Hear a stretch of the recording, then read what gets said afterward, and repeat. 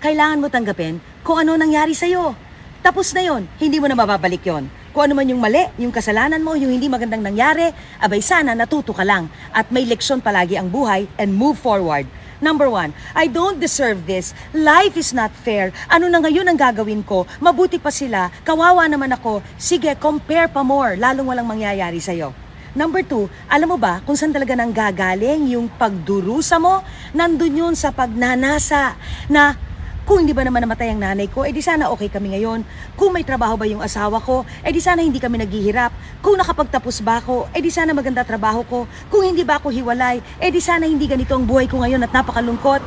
Pues, wala na lahat yun. Nangyari na, di ba? Tanggapin mo kung anong realidad mo ngayon. Okay lang yan. Baka kinakailangan mangyari yan para umusod at umayos ang buhay mo. Number 3, wag mo kasing sasalungatin ang change.